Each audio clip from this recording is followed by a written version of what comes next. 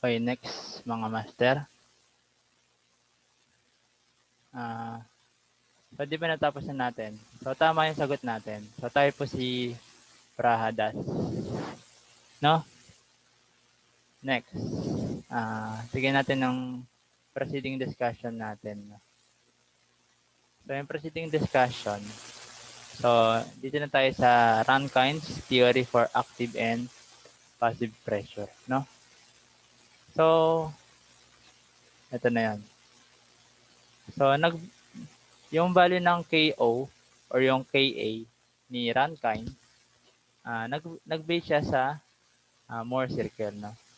So the term plastic equilibrium in soil refers to the condition in which every point in a soil mass is on the verge of failure. So ano ibig sabihin nun? For example, balikan ko lang yung picture ko kanina, no? Mga master.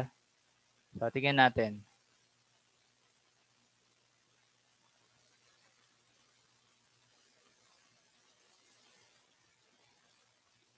Yan. Hanapin natin yung picture na. Ito, open ko lang to So, ibig sabihin, every point on a soil mass is on the verge of failure. So, ibig sabihin, lahat ng point is on the verge of failure. Pati dito sa paganyan. So, in all direction, nasa verge siya ng failure. So, meron niyang failure angle. So, mamaya, i-discuss ko yung failure angle niyan. So, ano ibig sabihin nun? So, Rankine investigated the stress conditions in soil at the state of plastic equilibrium. So, this section deals with Rankine's theory of earth pressure. So, nag-theorize nito is si Rankine.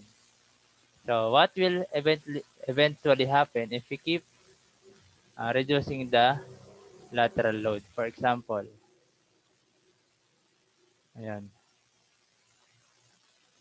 I-paste natin to sa ating discussion. Ayan. So, ito yung ating Moore circle. What will happen daw if we keep on reducing the lateral or yung sigma 1 ay yung sigma 3 pala. Kapag na-reduce natin ng sigma 3, mangyayari niyan, magiging active yung ating condition. Kasi 'di ba, dito sa una, yung una nating principle, kapag lumiliit yung lateral force ng nitong retaining wall, nagiging active yung soil. Kaya napupush na yung napupush na tong wall. Kaya nagkakaroon ng displacement. Tapos, so walang tutulong or walang susuporta sa soil. So magiging active yung condition ng soil. So, ano pang ibig sabihin? Ano pang gusto niyo sabihin? Fail in lateral extension. So therefore, active case. So tama. So lateral extension, no? Kapag lateral extension, mag-tension yung ating soil. Tapos, what will eventually happen if we keep on increasing the lateral load?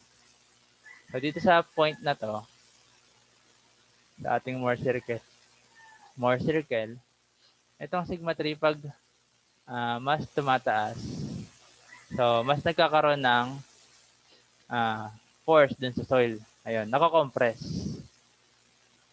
laterally yung soil. Ibig sabihin,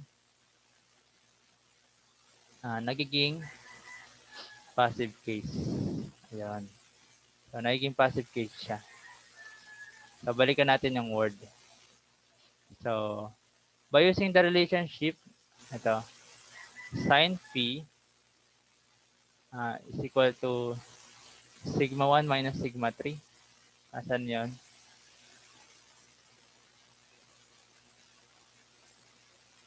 Ito. So, diderive natin yung Ka or yung active. So, since this is the angle of internal friction or yung Phi prime, so ito yon. Kung i-connect natin dito, yung ating Mohr circle, ito yung sigma, meron din dito. Ayan. Ito yung sigma 1. This is the sigma 1, no? Itong length na to, ito yung phi, di ba? Itong radius niya is sigma 1 minus sigma 3 over 2. Ayan. This one is sigma 1 minus sigma 3 over 2. Di ba? So, sabi niya dito, sigma 1 minus sigma 3 over sigma 1 plus sigma 3. So, sine opposite over hypotenuse. Ayun. So, ibig sabihin, sigma 3 plus sigma 1 minus sigma 3 over 2. So, tingnan natin. Sine phi is equal to sigma 1 minus sigma 3 over 2. Yan yung opposite. Yung kanyang hypotenuse is over sigma 3 plus quantity sigma 1 minus sigma 3 over 2. So, i-arrange natin to. So, it is equal to sigma 1 minus sigma 3 over 2 all over 2 sigma 3 plus sigma 1 minus sigma 3 all over 2. Tapos, dito na natin. Ang mangyayari dito, it is equal to, so makancel yung 2, no? Sigma 1 minus sigma 3 over dalawang sigma 3 minus isang sigma 3 na lang. Plus sigma 1. Or it's equal to sigma 1 minus sigma 3 over sigma 1 plus sigma 3. So, ito yung value ng sine phi. Ayan, it is equal to sine phi prime. So, kagaya ng nasa discussion natin. So, sine phi prime is equal to, ayan, we can solve for k for both the active and passive case. Ayan. So, sabi dito, yung Ka daw, it is the vertical or horizontal over vertical. So, it is the ratio of stress ng Ka. So, balikan natin yung kaninang discussion. So, yung dalawang case, di ba, active and passive case. Sa active case, horizontal over vertical. Yung value ng Ka. Ayun. So, Kp, sa Kp naman, in terms of Kp, if you consider an element here, ayan, element, no? Meron niyang vertical force. Ito na lang. Meron siyang vertical force, sigma V. Meron din siyang lateral force na sigma H. Ayun. Yung Kp naman, ma-solve mo yung vertical. It is equal to itong Kp, Kp times sigma H. Ayun. Ibig sabihin, yung Kp is sigma V over sigma H. Itong sigma V natin, dun sa kanina nating soil element. If we consider triaxial test, For instance, that naglagay tayo ng load sa soil. Ayan. Ito yung cell pressure, sigma 3. Tapos, yung additional load na deviator stress. Meron na sigma 3, di ba? Plus deviator stress na delta sigma. So, pag pinag-combine natin to, it is equivalent to sigma 1. Ayun. So, yan yung nangyari sa soil. Ito sigma 1, ito yung this is the sigma vertical. Ito naman yung sigma horizontal. Ayun. So, ibig sabihin, pwede natin tong i-equate as sigma sigma 1 over sigma 3. So, yan ang value ng Kp. So, Kp is sigma 1 over sigma 3. No, mga master? So, using this relationship, ma-solve natin in terms of sine. No, mga master? In terms of sine phi, yung Kp. Itong Ka naman dito, it is equivalent to sigma 3 over sigma 1.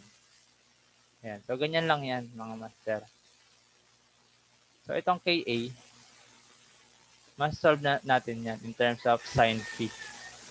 Since, hanapin natin yung value ng sigma 3. Ayan. Sigma 1 minus sigma 3 is equal to sine phi prime. Sigma 1 minus sigma plus sigma 3. Ayan.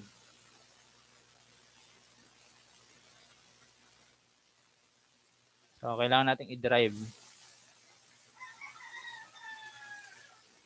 So, sigma 1 minus sigma 3 is equal to sigma 1 sine phi prime plus sigma 3 sine phi. Phi yan phi. Sine phi prime. Tapos, pagsamahin natin lahat ng merong sigma 1 tsaka sigma 3. So, sigma 1 minus sigma 1 sine phi is equal to sigma 3 plus sigma 3 sine phi. Ayan. Tapos, sigma 1 multiply to 1 minus sine phi is equal to sigma 3 multiply to 1 plus sine phi. Ayan. So, ganun pala na-derive yung value ng Ka. No? So, kung gusto nating sigma 3 over sigma 1, so it is equivalent to sigma horizontal over sigma vertical. So, Ka yan, di ba? Kapag ganyan. Active force. Sigma 3 over sigma 1 is 1 minus sine phi over 1 plus sine phi. Kung gusto naman natin naka-passive, Kp is equal to sigma vertical over sigma horizontal is equal to sigma 1 over sigma 3. Magbabaliktad siya. 1 plus sine phi over 1 minus sine phi. So, ganyan na-derive yung natin, yung value ng Ka and Kp. So, basic lang, di ba, mga master? Ayun. So, yun yung derivation ng active and passive forces sa ating soil. No, mga master? So, ganyan na nangyari. Ayan. So, nanggaling lang pala sila sa more circle.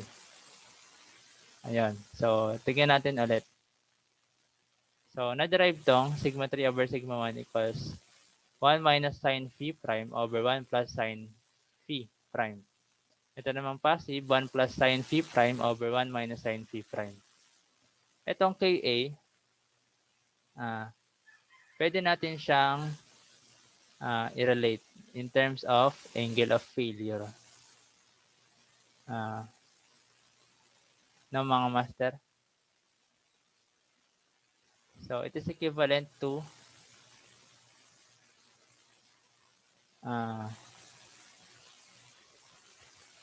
pwede natin siyang equate sa tan squared 45 minus phi over 2. Ay, 45 over phi over 2. Ito naman equal to tan squared 45 plus phi over 2. Tama ba? Balikan natin. Tama. So, ano ibig sabihin nito? Ito yung angle of failure. Balikan nga natin yung word kung talagang yun ang angle of failure. Ayan. Angle of failure kapag active, 45 plus phi prime over 2. Kapag naman sa passive, 45 minus phi prime over 2. So, ito yung critical failure angle. Ano ibig sabihin? So, kung babalikan natin to, yung figure natin sa taas. Ayan, balikan natin. No? Itong angle of failure dito, yan ang theta CR is equal to 45 minus phi over 2. Ito naman sa active case, kung na-failure siya, magkakaroon siya ng failure on its soil layers. Ayan. Yung angle of failure dito is equivalent to 45 plus phi over 2. So, ganyan yung angle of failure sa ating earth, sa ating soil. So, yun yung theorem ni Rankine. So, every point on each soil is on the verge of failure. So, we can design the soil, or we can refer the soil as this behavior as plastic equilibrium sa lupa, no? So, ibig sabihin nun, it is in the verge of failure. Every point sa soil mass is on the verge of failure, no, mga master? So, ganun yung theorem ng active and passive forces. Ayun.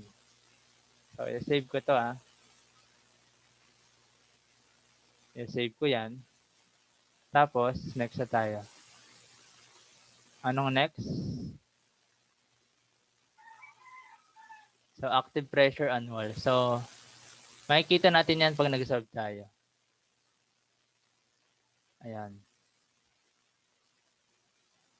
So, mamaya na itong with sloping backfill, no? So, dito muna tayo sa number 3, number 4. Ano pa ba? Number 5.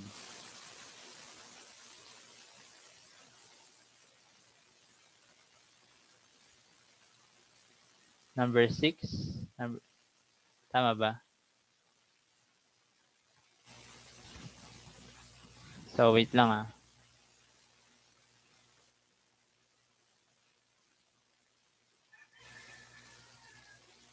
Ayan.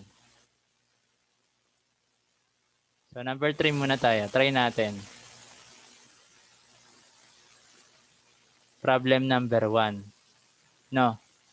So, balikan daw natin ang problem number 1 and calculate the active and passive forces per unit length of the wall shown in problem number 1, and also determine the location of the resultant. Use phi or phi prime equals 32 degrees.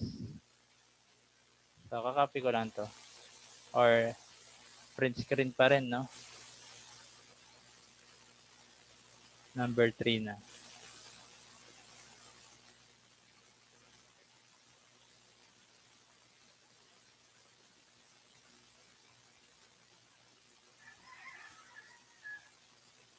Yan, number 3. So, hanapin lang natin yung problem number 1.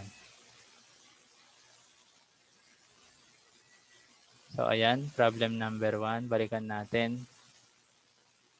Ayan. Yung pinapagamit na value ng phi at sa number 3 is 32 degrees.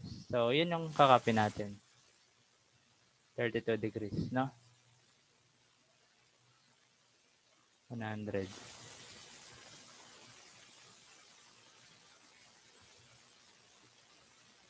So, lalakayan ko yung, yung figure, no? Ayan. Para makapagsulat tayo ng malaki-laki. So, calculate the runtime active and passive forces per unit length of the wall shown in problem number 1 and also determine the location of the resultant. Use phi equals 32 degrees. So, check natin.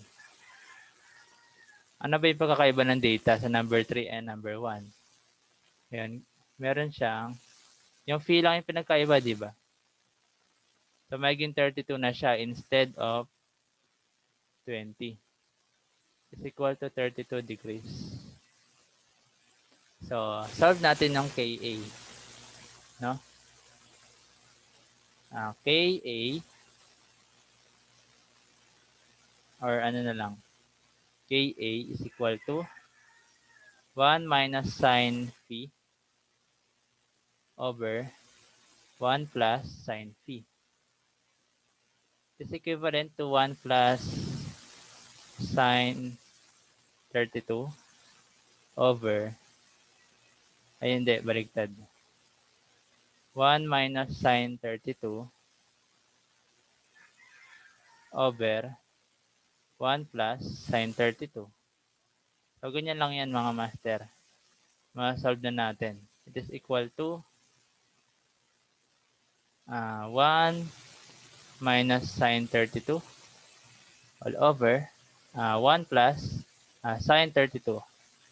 So, basican lang natin, 0.307. So, itong active coefficient, i-store ko sa A. Shift store A. So, for active, magkakaroon ng force yung ating soil. No? So, yung ano niya, yung pressure diagram, ganyan. So, kamukha lang nung solution sa number 1. So, kunin natin yung hindi. Kunin natin yung P1. Ito naman, F1. So, P1 is simply KA unit weight times height. Yan. 16 yung kanyang unit weight. So P1 is equal to 0.307 multiplied to 16 times height na 5 meters. So alpha A times 16 times 5. So 24.58 yung sukat niyan. Ito. Yung sukat nito is 24.58. So para ma-solve mo yung F1, ayun, F1 is equal to base times height divided by 2. 24.58 times the height, 5 over 2. is equal to, so kPa to, ito naman is times 5/2, 61.45. 61.45 kilonewton per meter. So, yan ang F1. Due to active force. So, yung passive force naman. So, this is under active condition, no? Kapag naman passive, patulak. Ayan, patulak siya. So, ibig sabihin, baligtad. Pag ganyan. Ito yung force na binibigay ng wall papunta sa soil. So, it will be on the active condition. So, kina-compress ng wall ang soil dahil sa kanyang passive force. Ayan. So, may nag-join. Thank you sa nag-join, ha. Kaya na pa ako nagsasalita dito, Master. Thank you sa pag-join, Master, ha. Wala akong kausap, eh. Sir, ako lang po. Wala na sila, sir. Kakabalik lang ng internet, eh. Ayan. Kala nila wala na. Basta makinig lang tayo. Naka-record po, sir. Naka-record. So, Sige po, sir. ito yung active. Active force. Yung kayo sinalve ko, kamukha lang na number 1. Ayan, no. So, una, sinalve ko yung Ka, master. Ayan, no. 1 minus sin phi. Yan yung formula ng Ka. Dinerive ko kanina yan, eh. Pakita ko lang derivation na. Ayun. So, ito yung derivation ko using more circle. Ayun.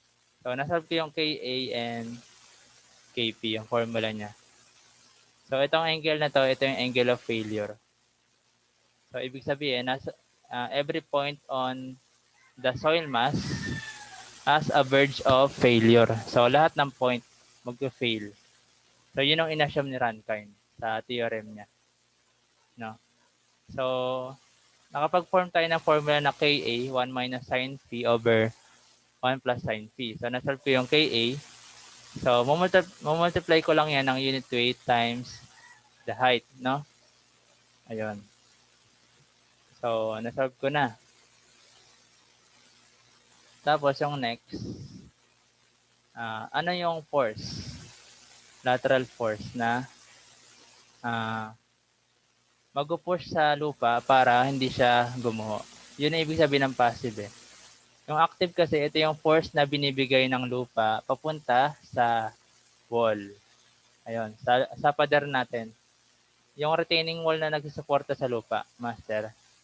Ayun. Kapag sinabi nating active, yun yung force. Yun yung force ng soil na binibigay niya sa pader. Ito namang pader, ito yung force na pumipigil sa lupa para bumagsak siya. So, sinusuportahan ng pader yung lupa. Ayan. So, tawagin natin siyang F2. Ayan. So, una, solve ko muna yung Kp, no? So, Kp, yan, Kp is equal to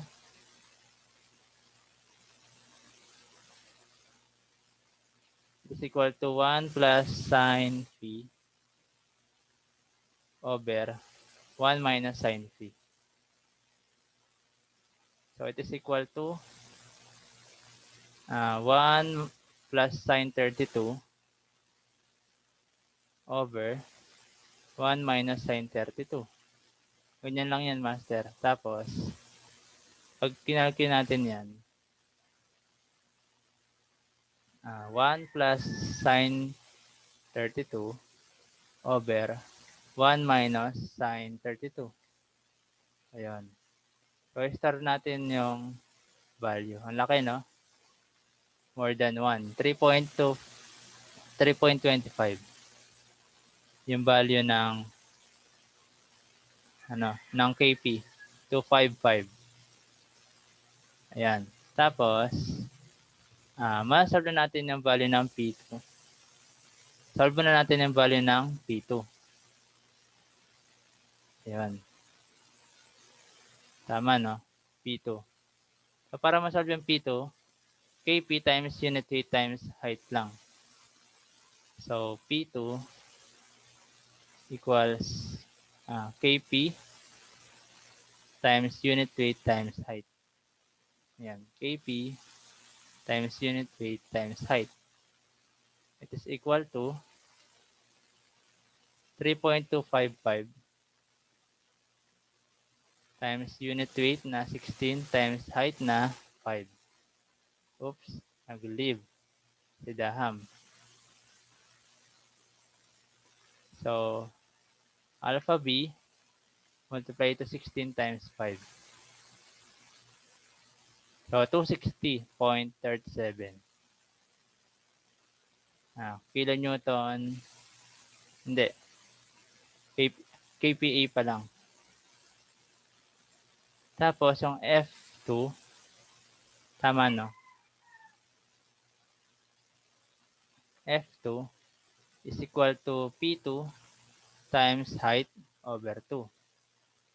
It is equal to 260.37 times height na 5 over 2. It is equal to answer times 5 over 2.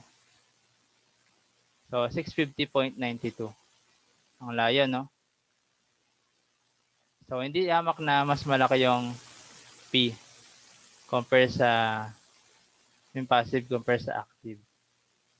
So, bakit kailangan mas malaki yung active force, ay yung passive force? Kasi, ito yung force na pipigil sa wall mo. So, ngayon ko lang nalaman to, master. Ayun, yun ang force na pipigil sa soil para mag-erode. So, kapag mas mahina yung pader, mangyayari dyan, may sira lang yung pader. Guguhulin yung lupa. So, hindi pwede. So, tignan natin, master. Kung tama yung sagot natin. Ako nandito yan eh.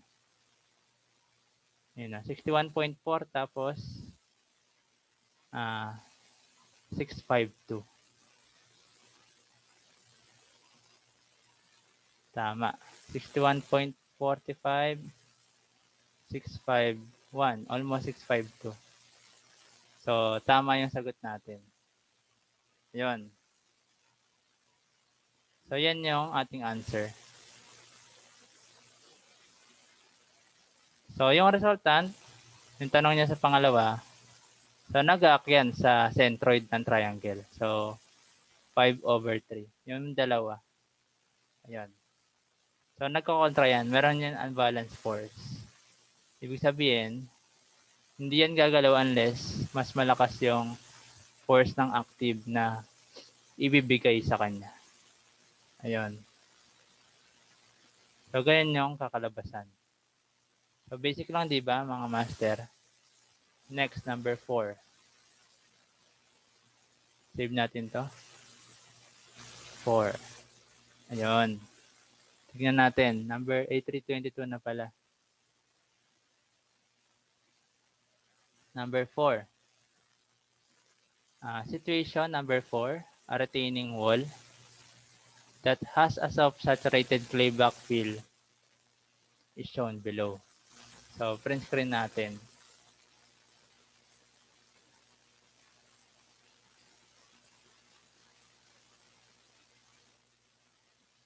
F12.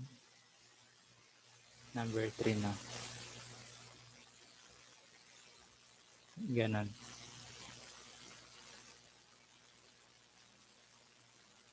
F12, 4.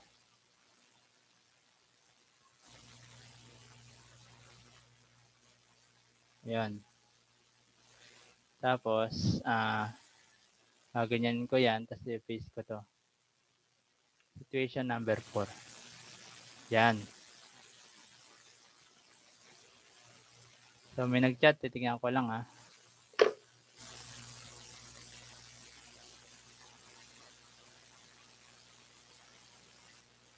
Wala.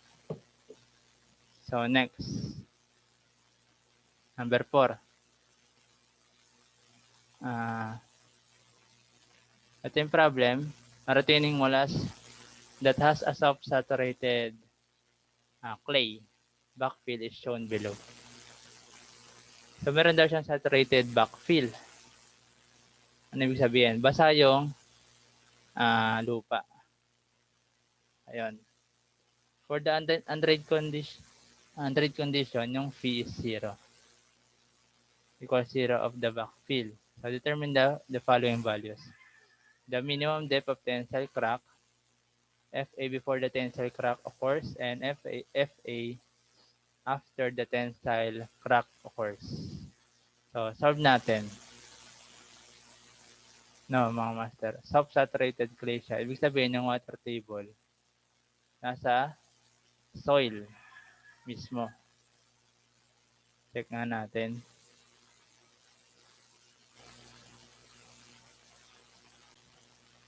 So, continue natin mga master, no? So, ito, inassume niya na walang effect yung groundwater kahit saturated itong lupa. So, ibig sabihin, dalawang forces yung nag-act dito sa ating soil. So, yung una, yung force due to soil. Yung pangalawa naman, force due to cohesion. Since cohesive itong clay, meron value yung cohesion natin, 17 kilonewton per square meter. So, nakuyan natin yung figure. So, bubrain ko lang to. So, hanap ako ng mas malaking figure, no?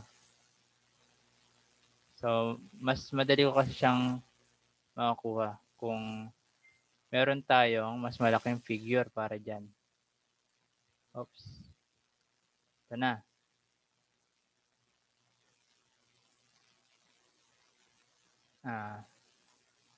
So, yan yung ating soil profile, no? So, lagyan natin isolve muna natin yung Ka. So, gusto niya malaman yung active eh. So, tandaan natin kapag tensile crack yung kinukuha. And Fa, oh. So, Fa talaga yung pinapasolve ng problem, no? Mga master. So, sige, umpisahan natin. So, solve for value of Ka. Since yung angle of friction niya is 0, so Ka is equal to 1. Ayan, makakancel lang kasi yung sin phi, no? So, it's equal to 1. So, sige. Tignan natin yung pressure diagram. Triangular pressure diagram due to soil. Drawing natin, no? Ayan. Ibig sabihin, ayan. There is a triangular pressure diagram here. Yung value nito is Ka unit weight times height. Ayun. So, ganito yung mangyayari dyan. This is equal to P1. Small P1. Ayan. So, P1 is equal to 1 times unit weight. 15.7 times height na 6 is equal to 1 times 15.7 times 6. So, 94.2 kPa. 94.2 kPa. So, this is the force due to soil. Ayan. So, this is the pressure, 94.2. So, para ma-solve yung F1, so dito nag-o-occur yung F1 sa 1/3. So, yung F1 is, ayan. So, F1 is equal to area ng triangle na to. 94.2 times height na 6/2. So, times 3 lang yan. So, 282.6 kilonewton per meter. So, that is the active force. So, positive ito. Positive P1. So, yung effect ng cohesion, mga master. So, it will lead to negative force or tension force. So, the pressure diagram here is rectangular. Ayan. So, that is KAC, ay hindi, 2C square root of K. So, minus. We will going to minus here the effect of cohesion. This is positive and that is negative. So, yung pressure diagram dito is, let's say P2. So, nag-aakyan sa gitna. So, papunta doon. Yung kanyang force, no? So, para masolve yung P2, P2 is equal to 2C square root of KA. It is equal to 2 times yung C. Ano yung C niya? 17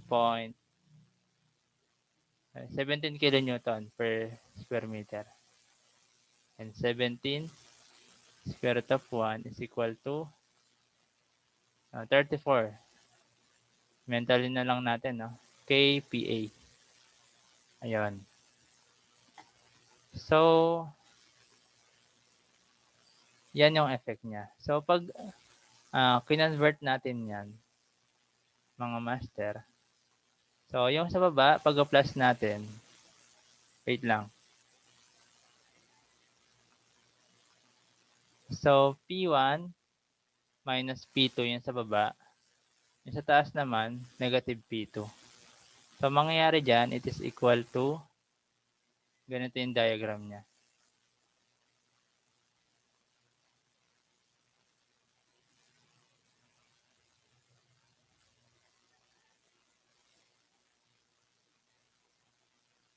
Yan.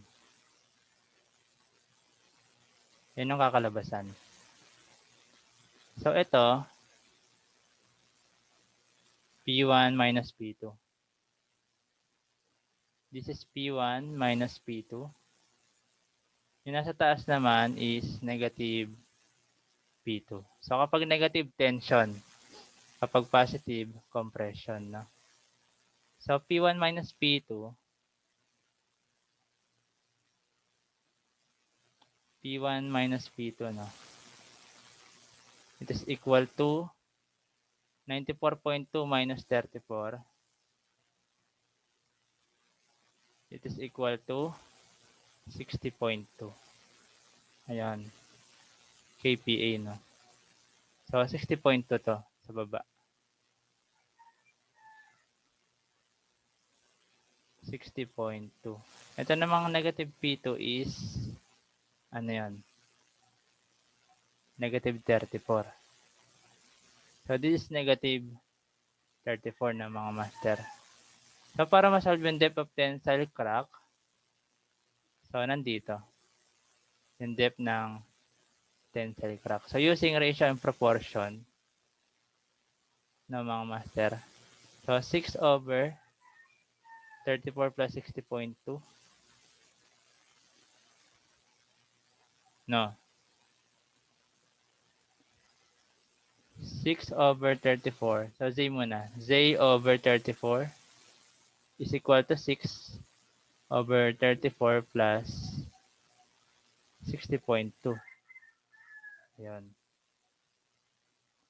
It is equal to, so Z is equal to, cross multiply, 6 times 34 over 34 plus 60.2 is equal to 2.17 meters. from the top. So, yan yung depth ng tensile crack natin. 2.17 meters, no? So, before tensile crack occurs, before tensile crack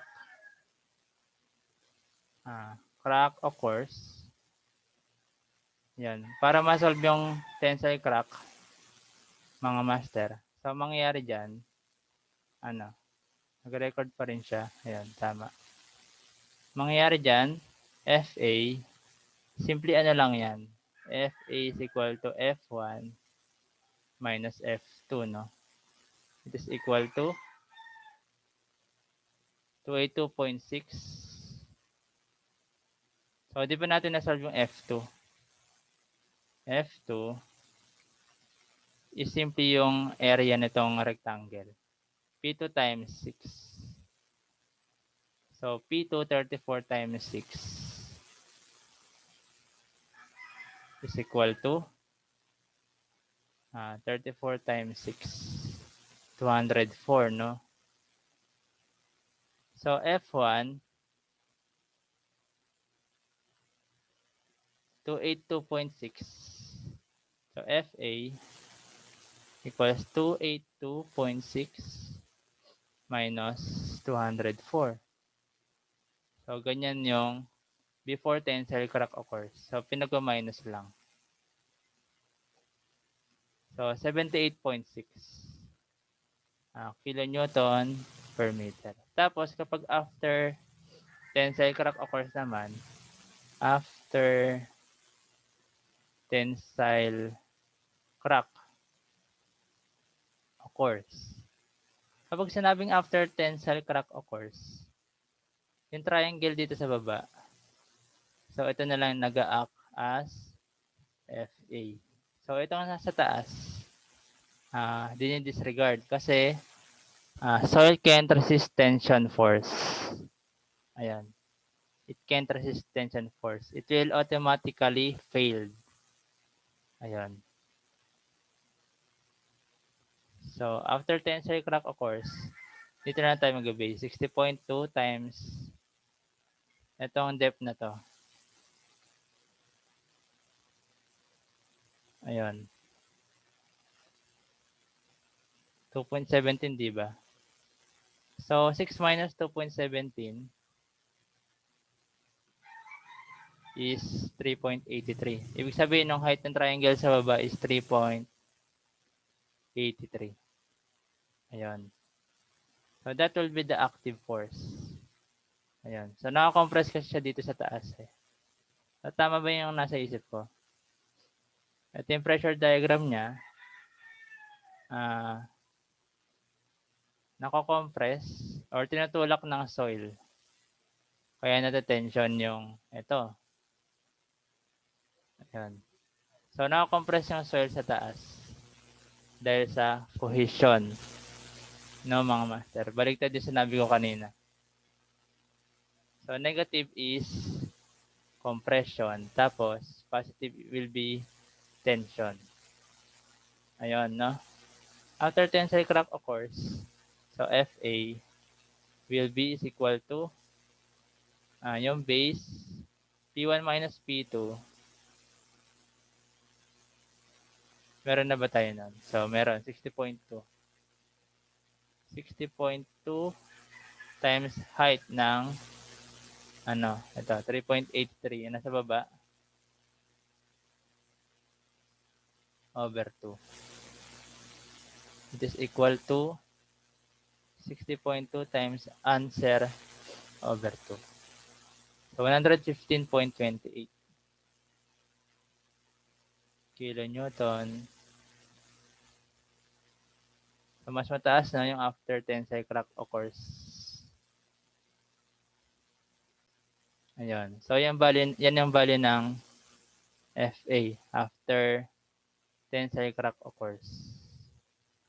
Ayan.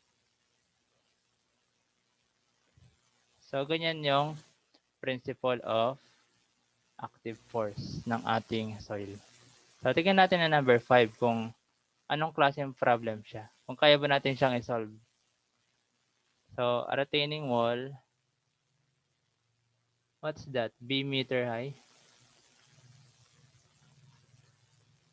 I think typo, graphical error. So, I will check for the true value of that height.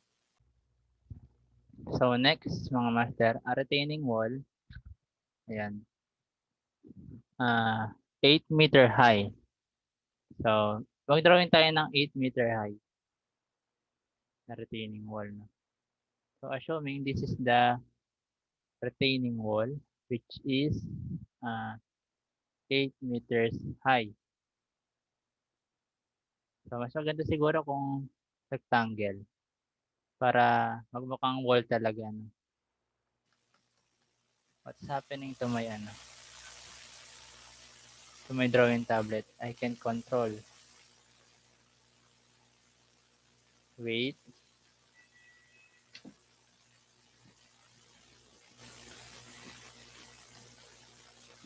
It's not moving at all eh. Yun.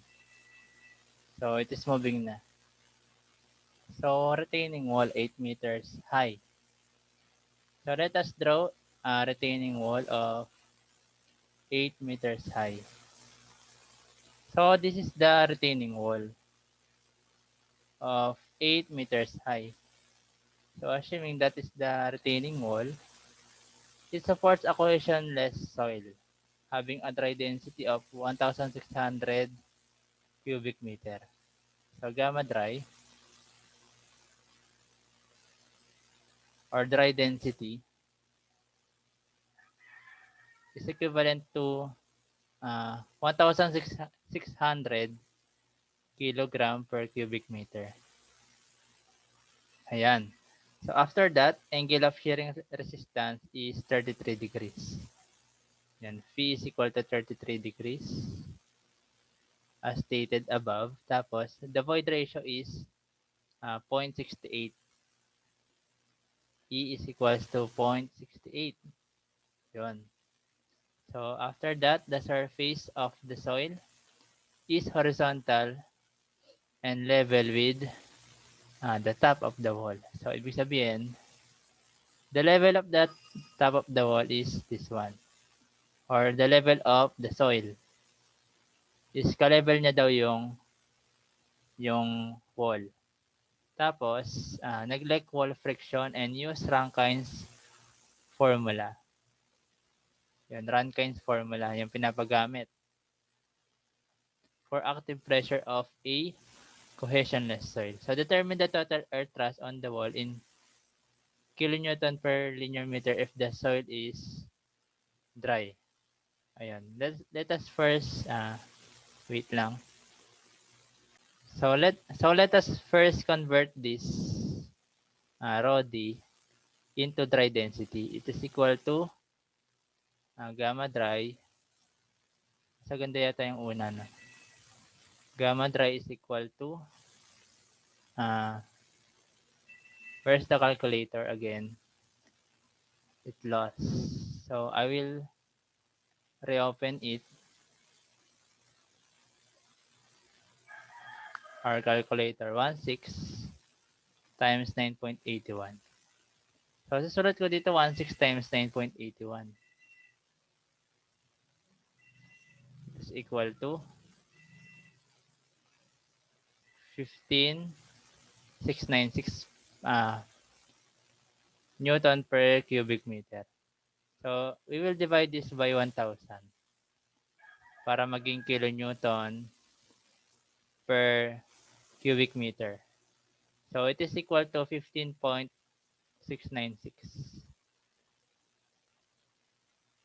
kilonewton per cubic meter. So, let us put that here. So, gaganyanin ko yan. Nalagay ko dito. So, 15.696 na siya. So, we will draw the pressure diagram here. Ayan. So, pagka-drawing natin ng pressure diagram, we will denote this as Ito. Denote natin to as P2. Ay P1. So P1 is equivalent to KA unit weight times height. Ayan. The height is 8 meters. Ayan. So this is the height of the wall. So let us check for the value of P1. So to solve for P1, you need first the value of KA. So KA is equal to 1 minus sine phi over 1 plus sine phi. It is equivalent to 1 minus sine 33 over 1 plus sine 33. It is equivalent to ano, 1 minus sine 33 over 1 plus sine 33 is equal to 0.295 or 2948. So we will use this value to get the P1.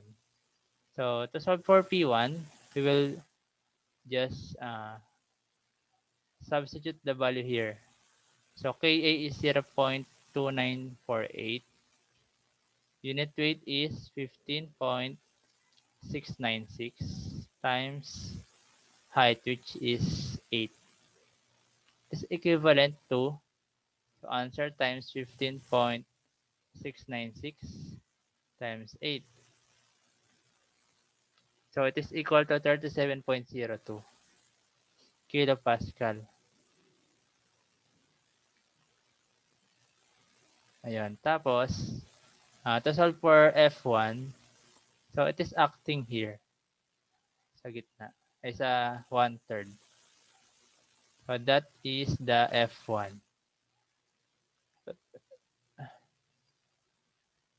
So to solve for F1, you need to get the area of this triangle. So F1 is equal to 37.02 times the height, which is 8 meters over 2. So we will simply multiply this value by 4. So it is 148.07 kilonewton per meter. So after that, ang gagawin natin, tapos na tayo sa number 1. Total earth thrust when or if the soil is dry. Tapos, determine the thrust on the wall. So this is the letter A diagram. Letter B, determine the thrust on the wall in kilonewton per linear meter if owing to inadequate drainage, it is waterlogged to a level of 3.5 meter below the surface. Ano ibig sabihin nun? So letter B, there is a waterlog. So letter B na tayo. Waterlog here. For example, if we will project this line here, papunta sa point B, and we will create a line. Or this is going to be our reference point, no, mga master. So after that, the water table will be around here. 3.5 meters from the ground surface, no? That will be 3.5 meters. So this is the water table. We assume that there is a water table there, no, mga master. Tapos, we will go into solve for its ano. Ano ba yung sinabi niya? So, owing an inadequate drainage, it is waterlogged to a level 3.5 meter below the surface. So, wala tayong saturated unit weight.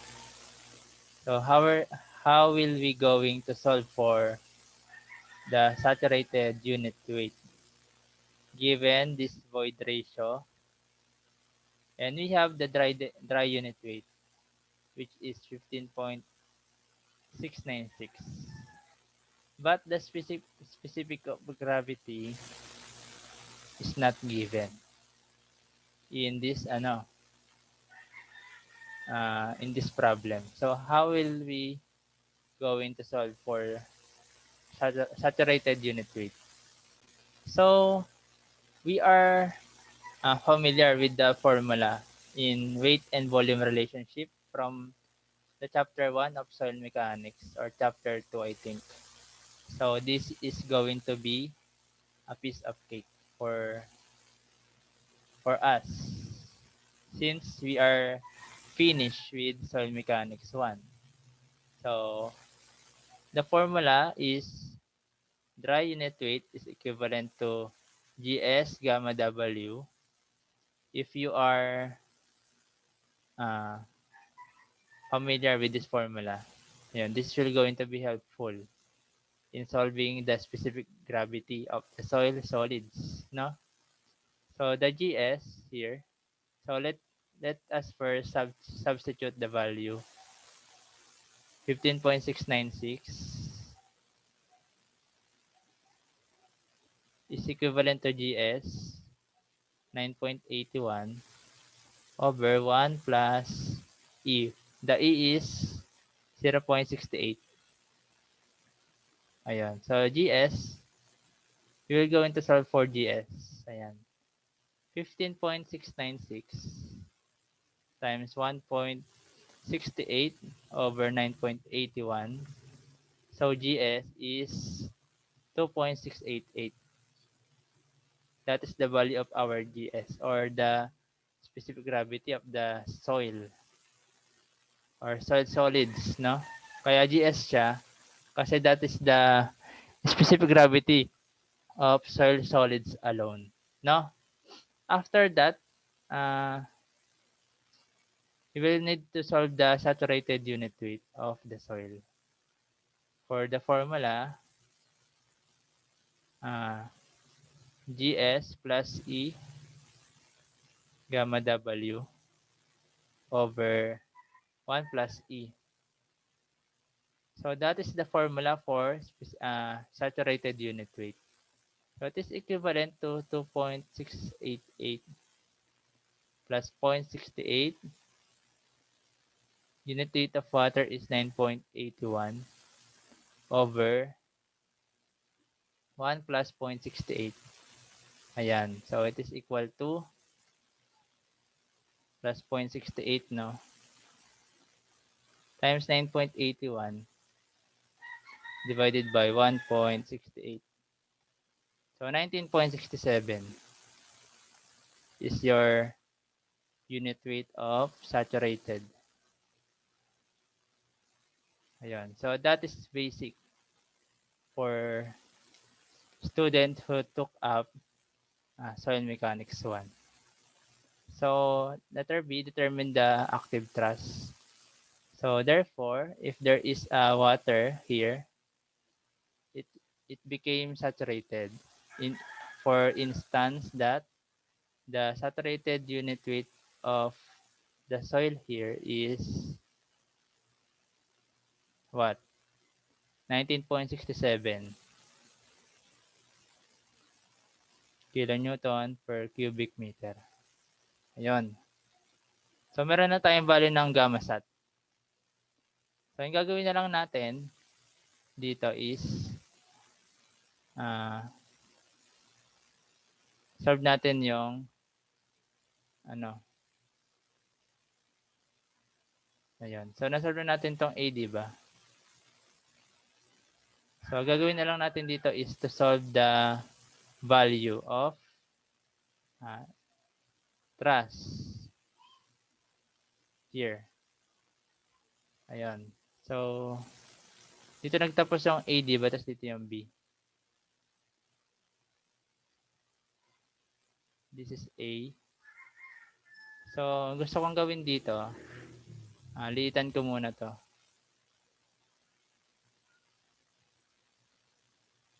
Ayan. So, kung sulat yung B dito sa banda dito. So, for B, let us draw a line to separate the solution.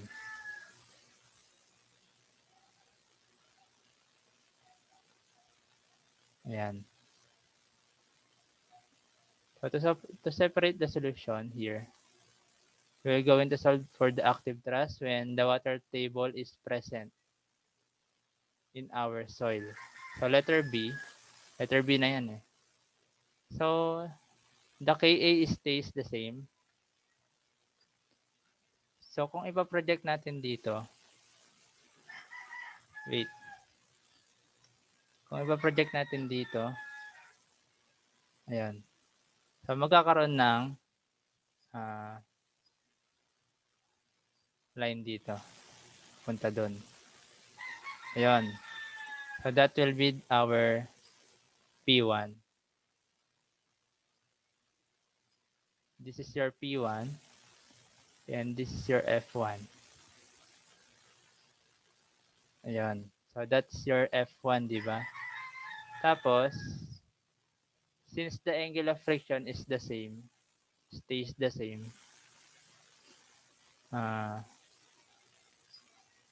so, same lang. So, magkakaroon tayo ng rectangular diagram here. Nakakapantay nung nauna. Since nagdagdag lang naman tayo. So, this is also P1. Tapos, meron na tayong force dito. Which is F2. Ayan. Kaso, nagkaroon tayo ng line pababa. Imbis na gumanyan siya, magiging ganito na lang. Since yung gagamitin natin is the effective unit weight. Ayan.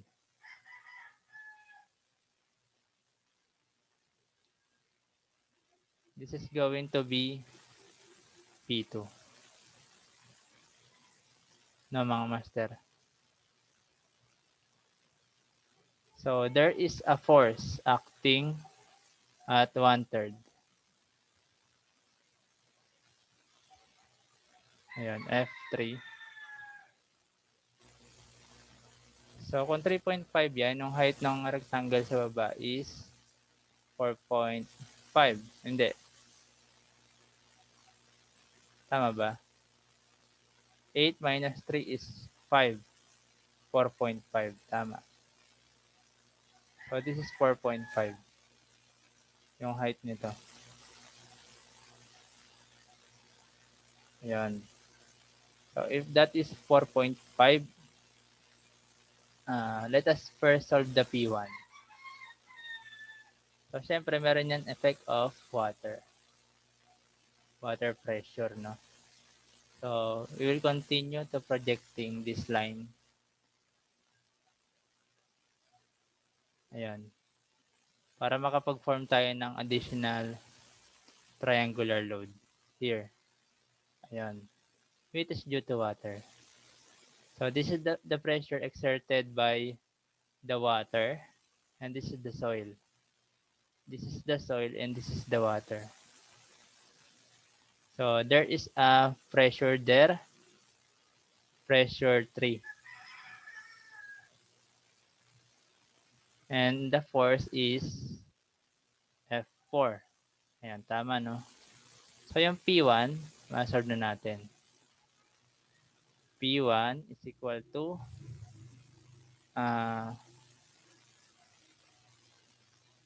nakastore ba yung ano natin? Bale sa A. Hindi. So, kailangan natin i-store. 1 minus sin 33.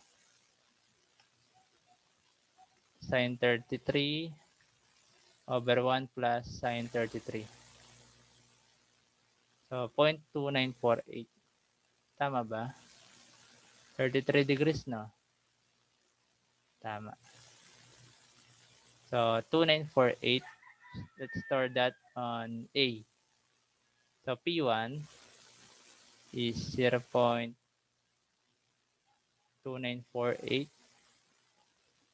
times unit weight na 15.696 times the height hanggang dun sa water table lang na 3.5 lang. Ayun. That's 3.5. So P1, we will going to solve that P1. So alpha A multiplied to 15.696 times 3.5. So it is equivalent to 16.195 kPa. No? After that, we will solve for F1. So anong hinahanap ng letter B? The active thrust on the wall. So active thrust on the wall. Determine the height above the base of the wall where the thrust acts during the waterlogged condition. So yung height above the base, yung hinahanap. Ibig sabihin resultant. So let us solve first the F1. F1 is 16.195. So the area of the triangle lang to, no? The area of the triangle is P1 multiplied to 3.5 over 2. So it is the geometric method. This is so simple and easy if you know the principle of earth pressure. So 28.34 kilonewton per meter. That's the value of your F1. So F2, you're going to solve the F2 for this rectangular section. So the value of that is P1 times the height na 4.5.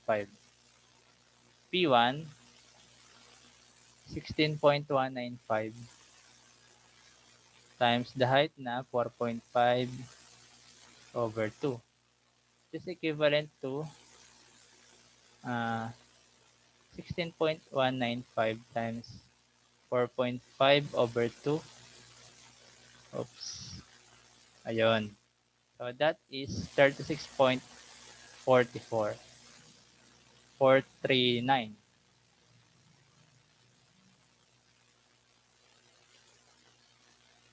kilonewton per meter. So after that, after solving the F2, we will now solve for F3.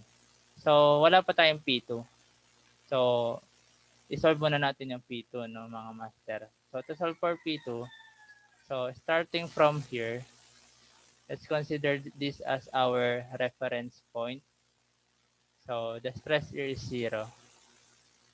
So P1 plus 0. So, so yung depth dito is P1 plus P2. So to solve for P2, that will going to be P2 is equal to unit weight or Ka, dito na lang, Ka times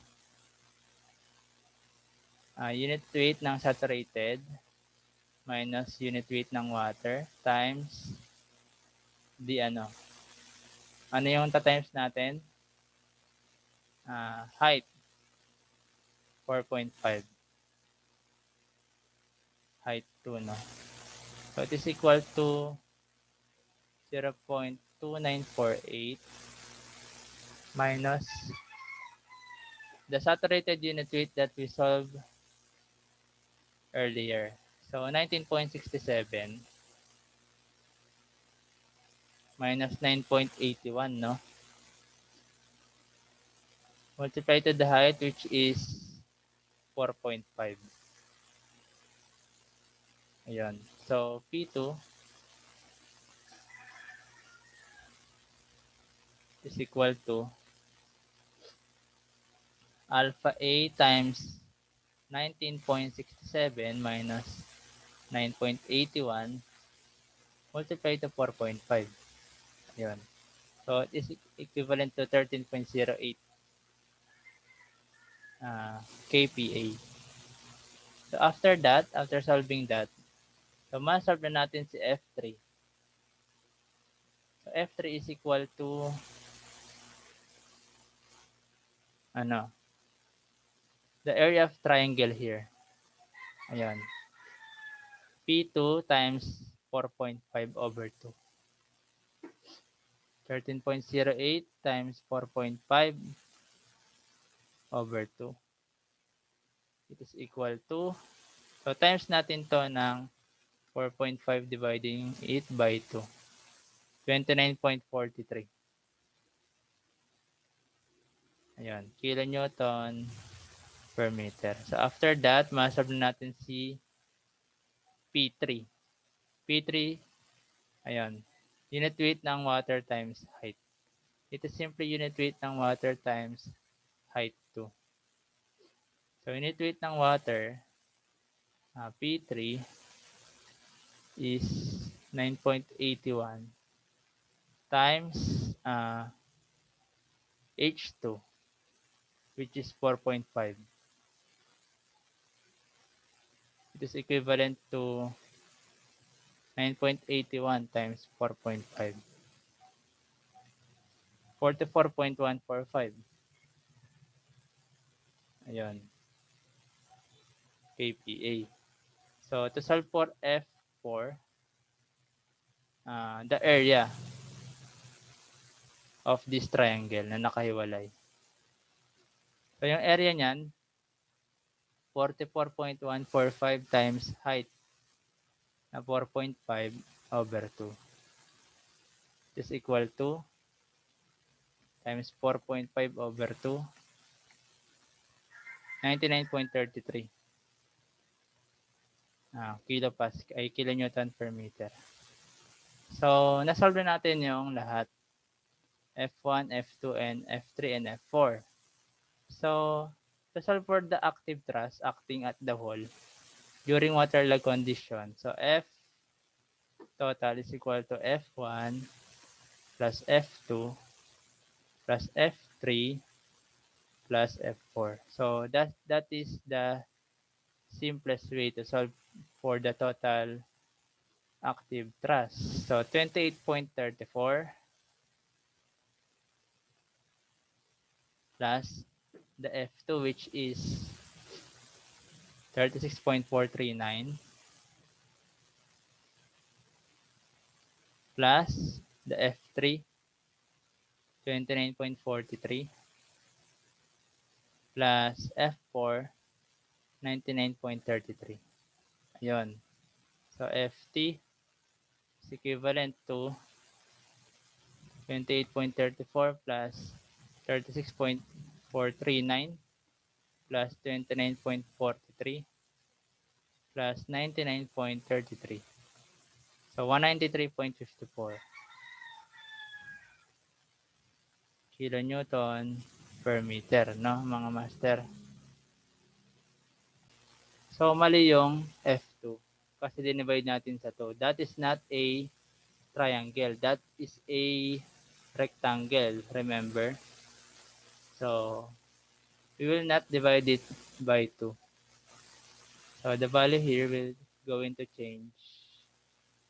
So, 16.195 times 4.5 lang.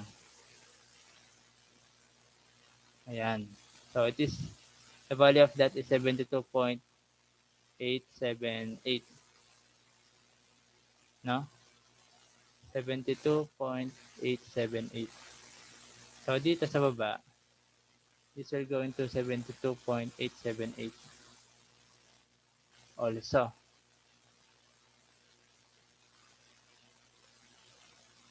So, the value of total active thrust here, magbabago siya. So, 28.34 plus 72.878. So, isang mali lang, no? Mali na lahat. So, let us be careful and check the diagram before solving for each active thrust. So 229.98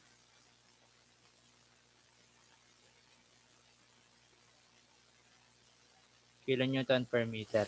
So that is the total active thrust acting on the wall. So to solve for the ito, letter C na tayo. Letter C. Let us solve for the value. So mas maganda yata kung magsusulat tayo sa baba. And letter C. The value of the resultant force acting here. So let's assume na dito nag-act below the water table yung ating total. So we will going to solve for the value of x here from the base of the wall. Ayan. So what we're going to be the value of x there. So we will going to take summation of moment at the base, no?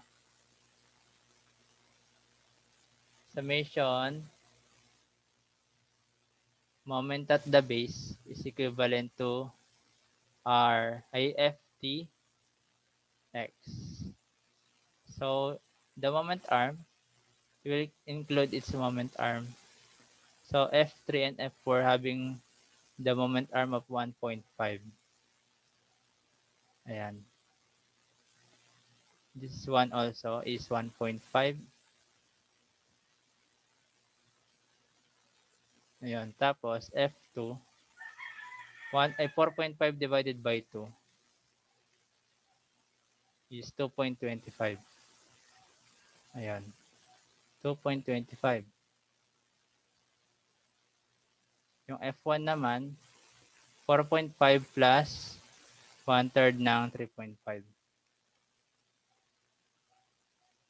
3.5 over 3. So, that is 5.67. Ayan. So, from here, that is 5.67.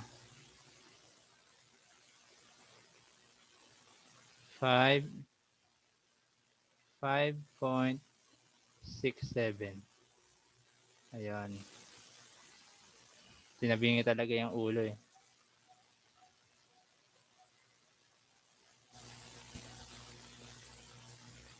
So, FTX. Ang F total natin is 229.98. 229.98 times the value of x, which is unknown, is equal to, umpisa natin sa F1, 28.34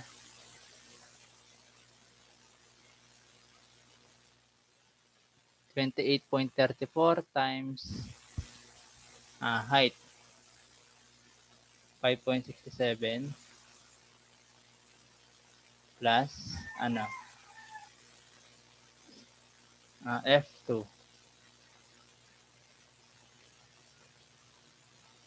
72.878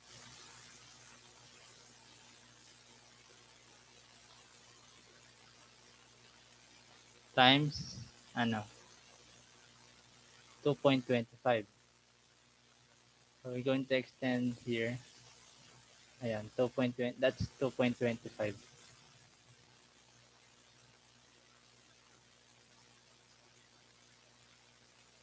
Plus 1.5 times F3 plus F4. So F3 plus F4 is 29.43, 99.33. 29.43 plus 99.33. So that's it. So we can now solve for x. So the value of x is 28.34 times 5. So what's the answer? Yun, tama. 28.34 times answer plus 72.878 times 2.25 plus 1.5 times 29.43 plus 99.33. Ayan. So that's the total. So dividing it by 229.98, we can solve for the value of x, which is 2.25. So tama yung assumption natin. Nasa ilalim nga siya ng water table. So this is our final answer. So the value of x here is 2.25 meters. So that's it. So that's how to solve, no? This is number what? What number is this? 5. So number 5. Ayan. So tapos na tayo sa number 5. Number 6. Let's check for number 6. A frictionless retaining wall has a vertical height of 6 meter with non-cohesive soil. Angle of friction 32 with a unit weight of 1.53 megagram per cubic meter. Compute the weight of the failure wedge per meter width due to active pressure on the wall if it has a horizontal backfill. So bago natin i-solve to, let us discuss the yung Rankine's sloping area or sloping backfill. So this is the Rankine's active and passive pressure with sloping backfill. So as you can see here in the diagram, so Rankine theorized again his theorem regarding the sloping backfill. So as you can see here, the value of active force is having a value of alpha, which is the same as the angle of inclination of the sloping backfill. So in some case, however, the backfill may be continuously sloping at an angle of alpha with the horizontal, no? As shown in the figure below for active pressure case, no?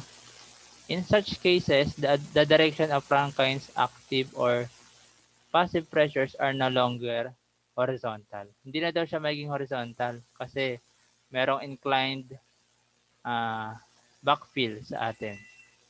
Yan. So, ibig sabihin, yung value ng kanyang force here will be inclined also. The active force. Ayan. Rather, the direction of pressure are inclined at an angle alpha with the horizontal. So, if the backfill is a granular soil with a drained friction angle phi and C is equal to 0 ng mga master, then the value of active thrust is unit weight times height times Ka pa rin. Ayan. Unit weight times Z times Ka. So, kamukha lang. Pero, naka-incline siya. So, Rankine's active pressure coefficient is given in the equation below. So, ito yon. So, we have to memorize this para sa mga problem regarding inclined backfill. So, the active force per unit length of the wall can be given as this one, 1/2 Ka gamma h squared. So, the line of action of the resultant acts at a distance of h/3 measured from the bottom of the wall, no? Mga master. I wonder kung bakit hindi pa siya natatapos. Ayan. So, mahaba-haba na rin yung discuss natin, di ba? So the line of action of the resultant acts at a distance h over 3 measured from the bottom of the wall. Ibig sabihin, same lang dito. Ayan. So in similar manner, the Rankine passive earth pressure for a wall of height h with a granular sloping backfill can be solved using this equation.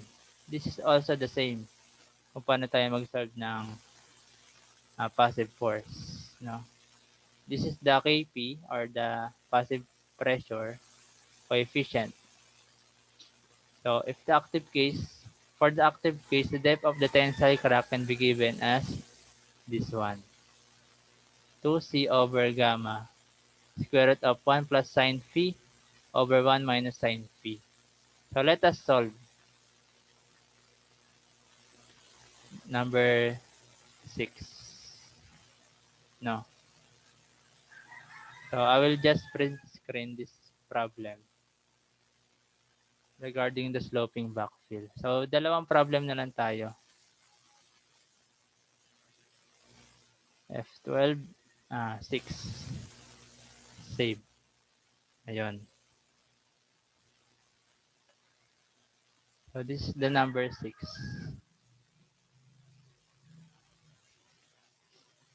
Ayan.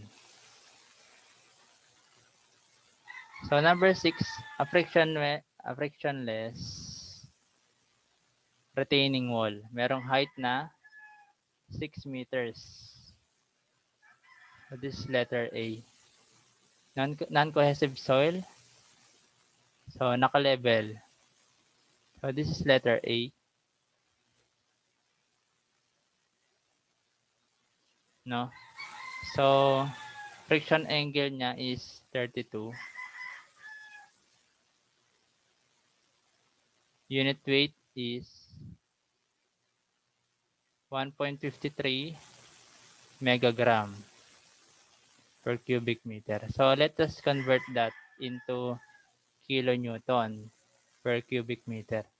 So meganewton is 1,000 kilogram.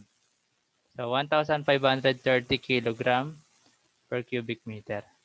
So to solve for unit weight, we will just,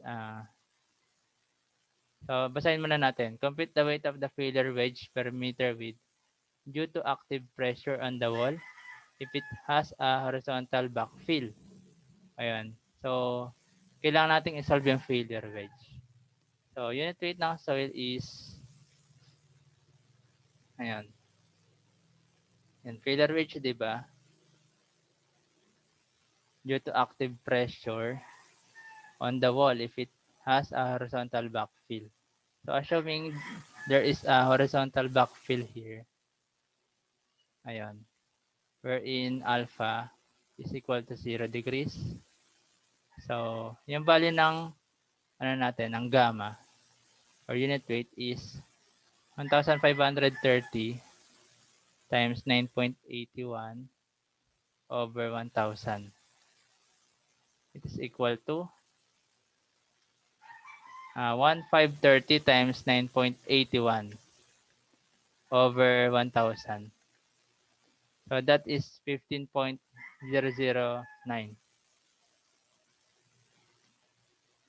kilonewton per cubic meter. No? So, wait lang ah. So, let us first solve for the failure wedge. So, di ba sinabi ko kanina yung failure wedge, it acts here. It simply acts here. Yan. That is the failure wedge ng ating soil. So, kapag nawala yung pader dito, itong part na to yung guguho. So, there is a angle there. That is theta critical. Ayan. That's your theta critical. So, to solve for theta critical or critical failure angle. So, for active case, 45 plus phi or phi tama over 2. So it is equivalent to 45 plus 32 over 2. It is equal to, yan tama no, 61 degree. So, if this is 61 degrees, let us denote this as, ano, denote this as, uh, what Greek letter do you prefer? I think X na lang. Angle X. Or angle epsilon. Epsilon. So to solve for angle epsilon, it is equivalent to 90. Epsilon is equal to 90 minus 61. It is equal to 29 degree. So, kung ihiwalay ko yung triangle na yan, so mag-freehand na lang ako.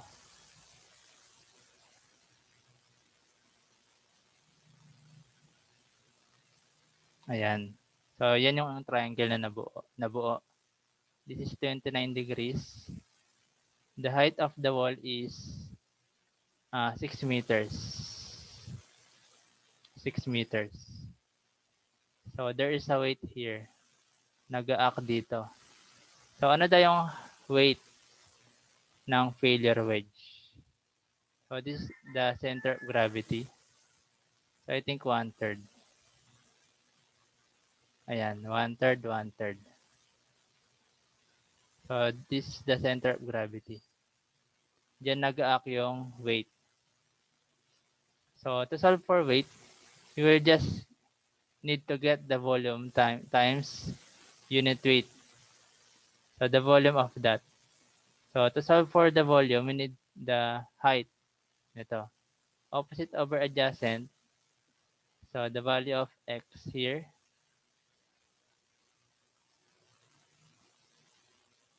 We need the value of x here. Ayan. To solve for x, x is simply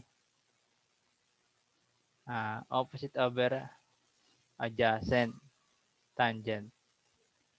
6 over tan 29. So, the value of x is equal to 6 over tangent 29, no? 10.82. Wait, parang mali. So, opposite over adjacent. Tan 29 is equal to x over 6. So, tama yung naisip ko kanina. X is equal to 6 tan 29. So, hindi pala tayo pwede mag-shortcut dire-diretso. Baka magkamali. So, the value of x is equal to 6 tan 29. So, 3.326. Ayun. So, to solve for volume, so weight is equal to unit weight times the volume. Weight is equal to unit weight ng soil times the volume. So, it is equal to 15.009. Area muna. Area of the base times, consider 1 meter strip. So, 3.326. So, 6 times 3.326 times 1 meter strip over 2. It is equal to, ito na. So, kung magaling ka sa geometry, makaka-survive ka sa topic na to. Kasi what if naka-incline na? Ayan, 149.759 or 76 kilonewton, no? That is your weight of the failure wedge. So let's resume letter B. Compute the weight of the failure wedge per meter weight due to active pressure on wall. If it has a sloping backfill with which makes an angle of 12 degrees with the horizontal. So same pa rin, 6 meters yung height ng wall. Ayan. Kaso nagbago yung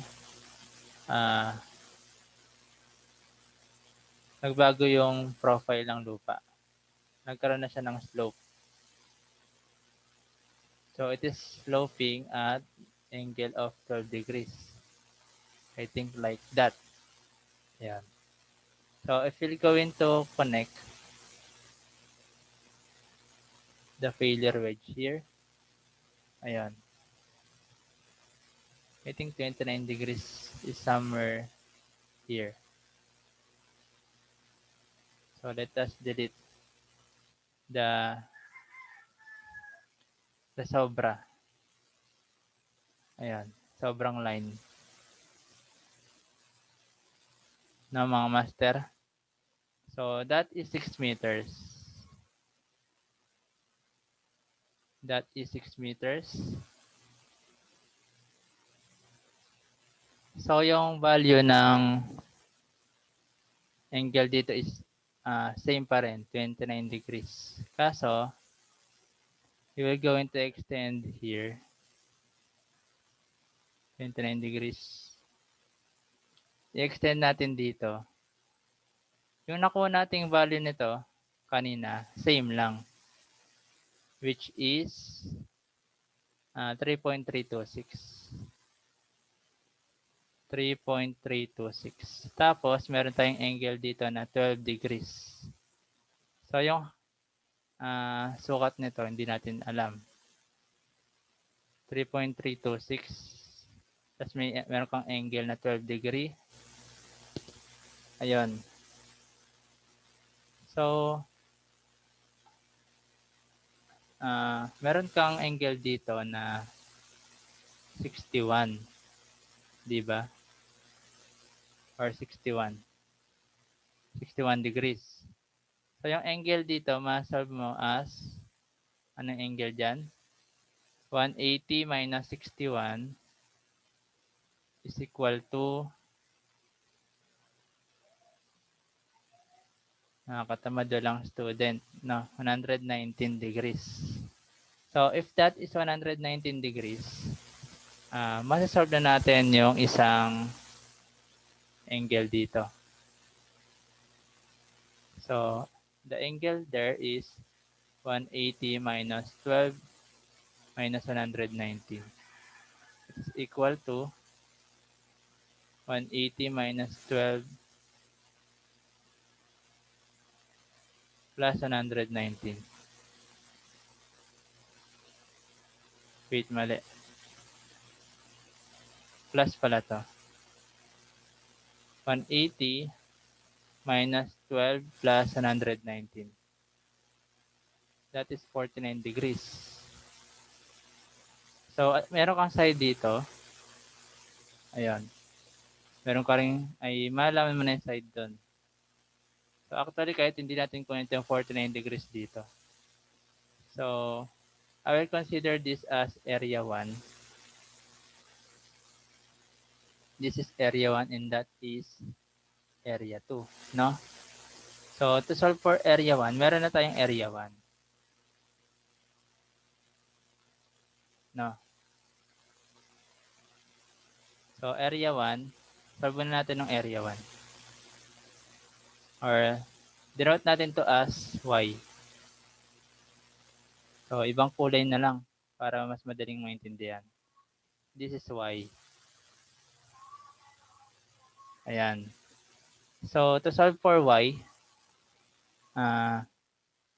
y is equal to, hindi. Y over sine, using sine law, 119, it is equal to, ano yan? 49.3326. 3.326 over sine 49. So, kailangan pa pala. kailangan pala yun, yung 49 tsaka 119. Enable to use sine law. So y is equal to 3.326 times sine 119 over sine 49. So 3.85, 3.854 meters yung value ng y. So, bakit ko sinolve yung y? So, to solve for the area 2. So, for area 1 is equal to base 3.326 times height na 6 over 2.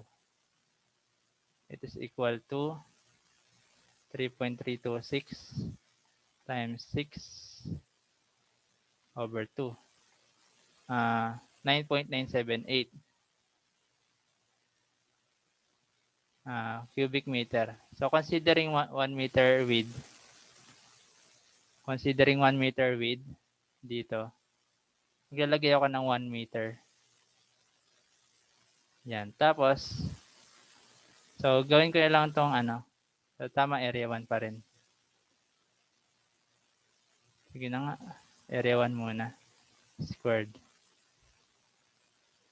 So, area 2 is equal to, so, meron tayong included angle formula for area of triangle. So, sa geometry, so, area is equal to 1/2 AB sine C. Diba? Ganyan. So, it is equivalent to 1/2 yung A, 3.326. Yung B na gagamitin ko is yung Y, which is 3.854.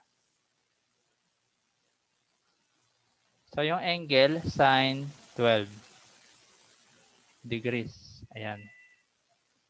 So, it is equal to 1/2 3.326 times 3.854 sine 12. Ayun. So, it is 1.333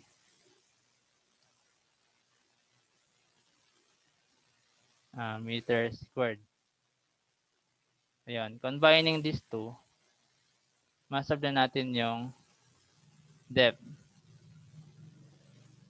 or yung weight ng ating failure wedge, no? Mga master. So, the weight of failure wedge is equal to, area total muna is 1.333 plus 9.978, which is answer plus 9.978, no? So, it is 11.31 square meter. So, for the weight, it is volume times unit weight. It is equal to 11.31 times 1 meter width times unit weight. Yung kaninang unit weight na nasolve natin is 15.009. It is equal to times 15.009. So, 169.76 kilonewton. That is our final answer. So the last question here. Compute the normal active force on the wall if the backfill is sloping 12 degree from the horizontal. No, mga master. So, maglalagay lang ako ng line dito. Ayan. So, to solve for the active thrust there, no, mga master. So, letter C, consider the last problem. Compute the normal active force on the wall, no? So, yung normal active force dyan, so, PA or FA is equal to 1/2 Ka unit weight height squared. So, yun yung formula natin. So, na siyang ginagawa natin lagi. Kahit naka-horizontal yung backfill. So, solve na natin ng Ka. Ka is equal to cosine alpha. Hindi natin memorize yung formula. So, tingin tayo sa formula dito. Ka cosine A. Cosine A minus square root. Cosine A alpha minus square root.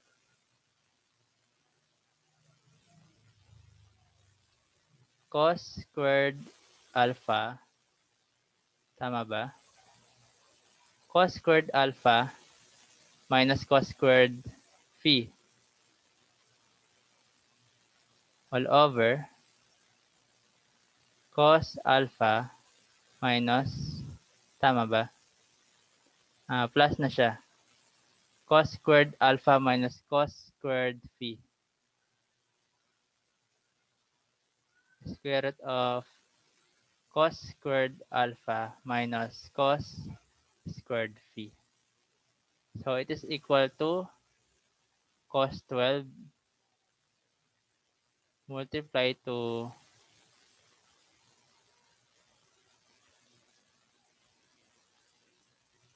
multiply to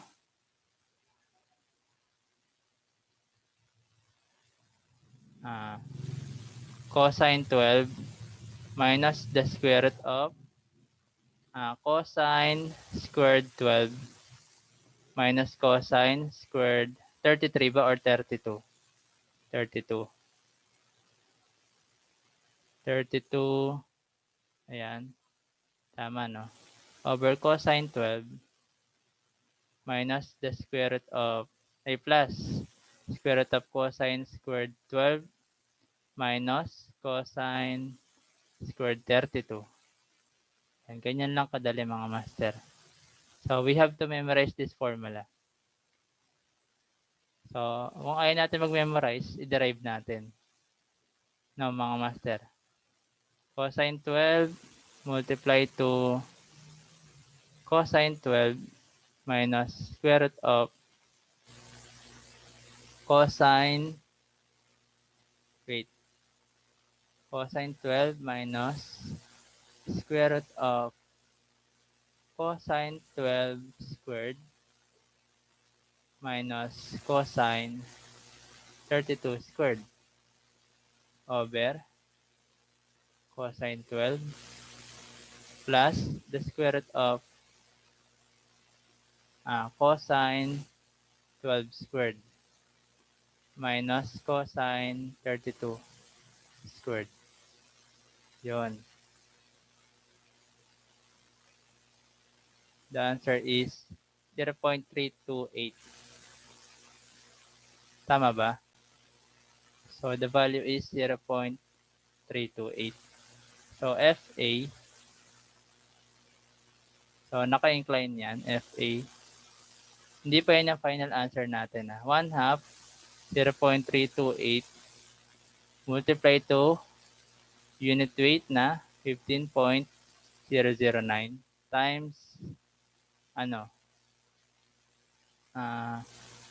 yung height squared, which is 6 squared. Tama ba? Tama, 6 meter. So it is equal to 1/2 of answer times 15.009 times 6 squared. Wait. Anong nangyari? 6 squared. So 678.01 kilonewton per meter. Since naka-cubic to times square meter, kilonewton per meter. Tama, no, mga master? So, mali naman yung nilabas ng calcu ko. So, 1/2 0.328 times 15.009 times 6 squared. Kaya pala sobrang laki. Nagtataka ako. So, 88.61 kilonewton per meter.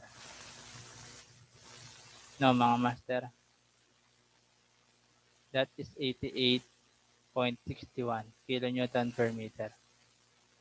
So, dito nagtatapos yung second to the last problem. So, meron pang last problem, no?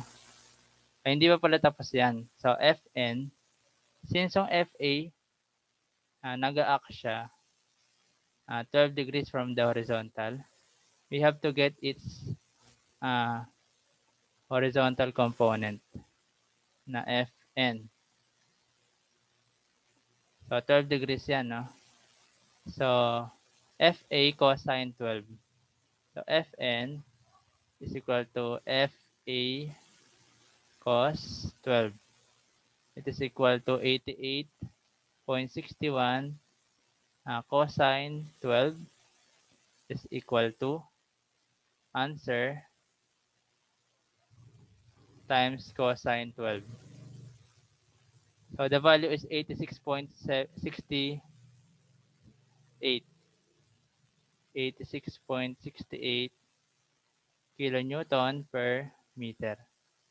So yun yung ating value. No, mga master? Tama. So tama yung solution natin. So last problem na ako, mga master. So number 7.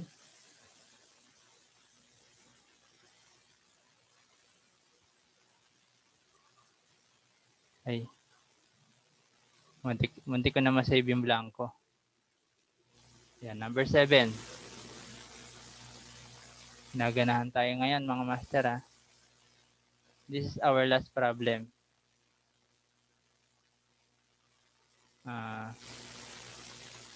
Dalawa lang.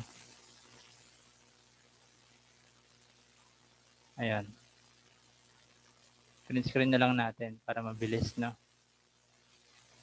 Print screen, tapos ganyan.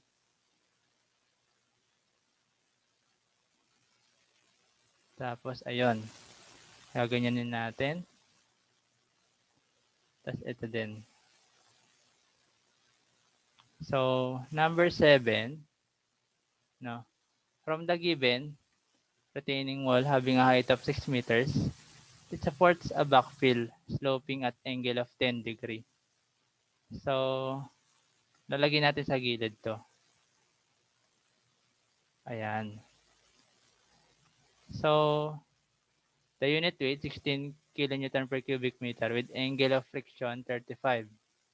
So, unit weight ng lupa is 16 kilonewton per cubic meter. Tapos, angle of friction phi is equal to 35 degree. Ayan. The soil is non-cohesive. So, kapag non-cohesive, cohesion is 0. Ayan. So, compute the Rankine's coefficient of active earth pressure, assuming the wall to be frictionless. So, Ka is equal to cos alpha, mahaba, cosine alpha minus square root of cos squared alpha. Tama, no? Minus, memorize ko kagad, cos squared phi over cos alpha minus square root of cosine squared alpha. Plus na to, minus cos squared phi. Ayan. So, it is equivalent to cosine 10 degrees. Cosine 10 minus square root of cosine squared 10 minus cosine squared 35. No, mga master? Over cosine 10 minus a plus square root of cosine squared 10 minus cosine squared 35. So the value of Ka will be using calculator again, cosine 10 multiply to cosine 10 multiply to cosine alpha cosine 10 minus square root of cosine 10 squared minus cosine 35 squared over cosine 10 minus a plus square root of cosine 10 squared minus cosine 35 squared. Ayan. That will going to be the value of our Ka, which is 0.282. So let's store that sa A. Shift store A. Ayun. So the value of total active force per meter length of wall. So Fa is equal to 1 half Ka times 16 times, wait lang, 1 half Ka unit weight times h squared. So ganyan naman lagi, di ba? It is equal to 1 half 0.282 times 16 times 6 squared is equal to 1 half alpha A times 16, lagyan ko ng parenthesis times 6 squared. So 81.14 kilonewton per meter. So yon. Wait lang I will verify if tama. So tama na siya mga master. So dito nagtatapos yung ating discussion for today, which is the lateral earth pressure using Rankines principle. So next topic natin will be using Coulomb's principle. So si Coulomb, meron siyang kinoconsider yung friction of wall and soil. So pag-aralan natin next meeting. So thank you and God bless.